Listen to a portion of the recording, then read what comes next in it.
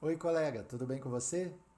Eu estava com saudade de resolver uma questão de concurso, então vamos lá. Essa questão, ela cuida de um dos aspectos mais interessantes das relações contratuais, a fase das tratativas.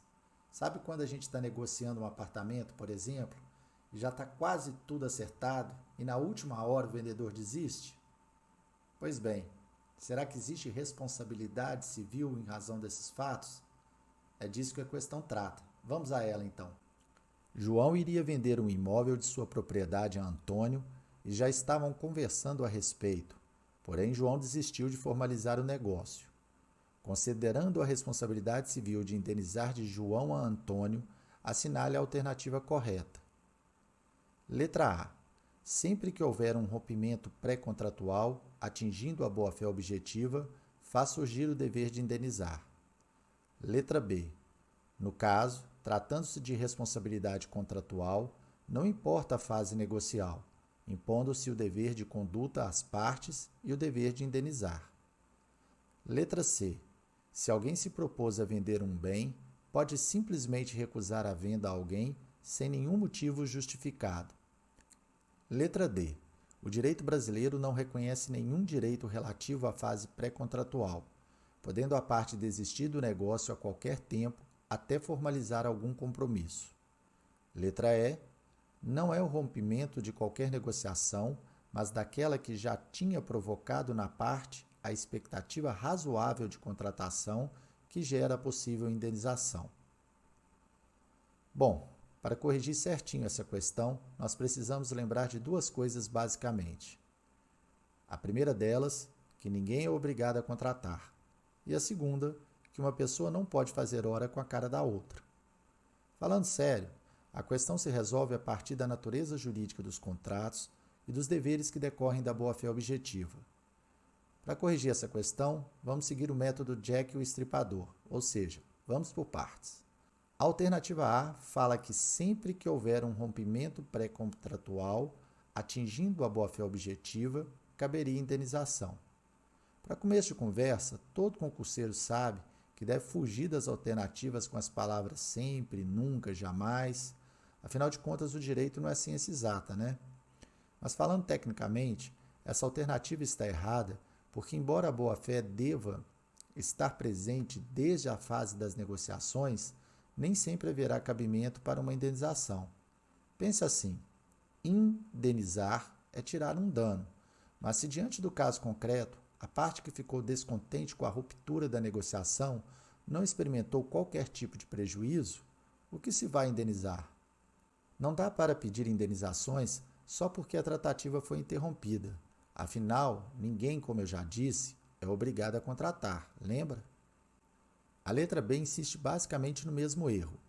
Vejamos, o dever de adotarmos uma conduta correta, pautada na boa-fé, se impõe em qualquer fase da relação, chamemos de contratual, pré ou pós. Só que uma possível indenização dependeria dos critérios mencionados na correção da alternativa anterior. Além disso, há uma discussão na doutrina se essa indenização por ruptura das negociações seria decorrente da responsabilidade contratual ou extracontratual, essa também chamada de aquiliana, como a gente costuma encontrar nos livros. Já a letra C exagera um pouco, né? Como eu tinha falado, nem mesmo nas tratativas uma pessoa pode fazer hora com a cara da outra. Imagine então depois de ter proposto algo. Preste bem atenção.